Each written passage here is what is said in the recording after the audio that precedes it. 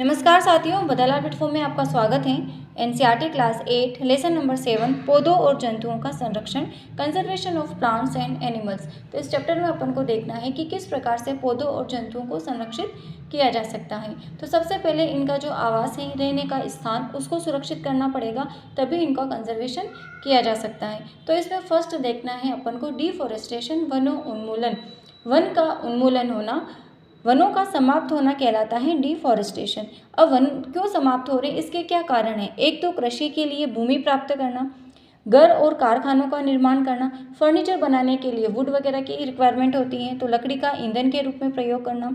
बढ़ता शहरीकरण है, जनसंख्या वृद्धि है। भाई जनसंख्या वृद्धि होगी तो क्या होगा, उनके लिए जगह भी चाहिए होगी रहने के लिए, घर मकान सब कुछ बनाने पड़ेंगे।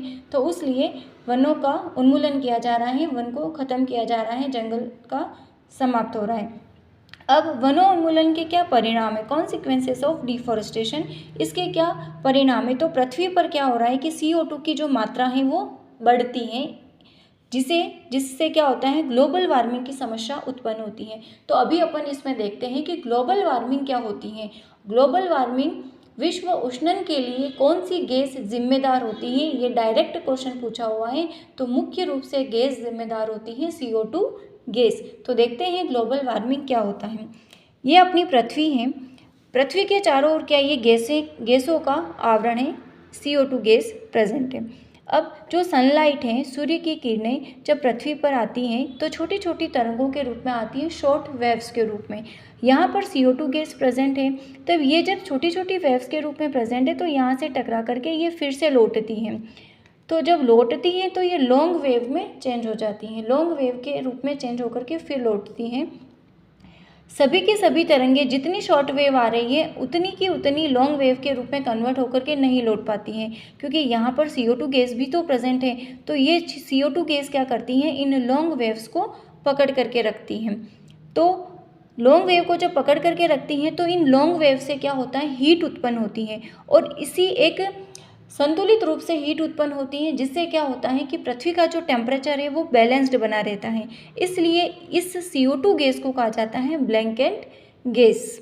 ओके, लेकिन अब क्या हो रहा है, धीरे धीरे वनों का समाप्त हो रहा है, वन कम हो रहे हैं, और जो औद्योगिकीकरण है, इंडस्ट्रीज वगैरह का फॉर्मेशन हो रहा है, औद्योगिकीकरण को बढ़ावा मिल रहा है। तो जब वन कम हो रहे हैं तो क्या होगा, जब CO2 गैस की मात्रा अधिक होती है तो ये जो वन वगैरह होते हैं, वन क्या करते हैं, अतिरिक्त CO2 गैस का अवशोषण कर लेते हैं।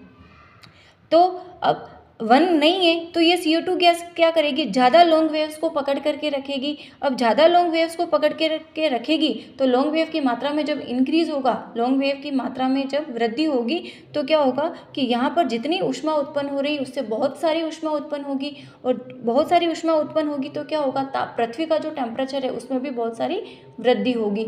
तो इसे ही कहा जाता है, पृथ्वी के टेम्परेचर में जो वृद्धि हो जाती है, तापमान में वृद्धि, उसको कहते हैं ग्लोबल वार्मिंग।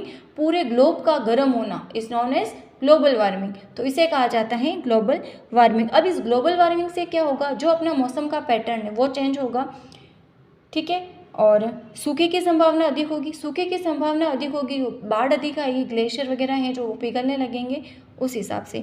तो ये अपन ने देखा है ग्लोबल वार्मिंग। तो यही लिख रखा है कि पृथ्वी पर CO2 की मात्रा बढ़ती है, जिससे ग्लोबल वार्मिंग की समस्या उत्पन्न होती है। ये एक अपनी लैंग्वेज में शॉर्ट में समझाया है ग्लोबल वार्मिंग को। तो पृथ्वी के टेम्परेचर के लिए जो वापस जाती हुई जो लॉन्ग वेव होती हैं वो जिम्मेदार होती हैं। इन्हीं लॉन्ग वेव से क्या होता है, ऊष्मा उत्पन्न होती है, हीट उत्पन्न होती है। इसी ऊष्मा से क्या होता है, पृथ्वी का जो टेम्परेचर है वो बैलेंस्ड रहता है। इसलिए जो CO2 गैस है उसको ब्लैंकेट गैस कहा जाता है। लेकिन जैसे जैसे ये जो औद्योगिकीकरण है उसको बढ़ावा मिल रहा है, वन कम हो रहे हैं, तो लॉन्ग वेव ज़्यादा रुकेगी, तो ज़्यादा ऊष्मा उत्पन्न होगी, टेम्परेचर ज़्यादा क्रिएट होगा, और पृथ्वी के चारों ओर का जो वातावरण है, एनवायरनमेंट ज़्यादा गर्म हो जाएगा। इसे ही कहा जाता है ग्लोबल वार्मिंग। तो ग्लोबल वार्मिंग से क्या होगा, मौसम का पैटर्न चेंज होगा, सूखे की संभावना अधिक होगी और बाढ़ आएगी, ग्लेशियर वगैरह पिघलने लगेंगे। तो ये अपन ने आज देखा है ग्लोबल वार्मिंग। क्लास 8 का लेसन नंबर 7 का एक छोटा सा टॉपिक है। अगला टॉपिक अपन कल की क्लास में स्टडी करेंगे। Thank you.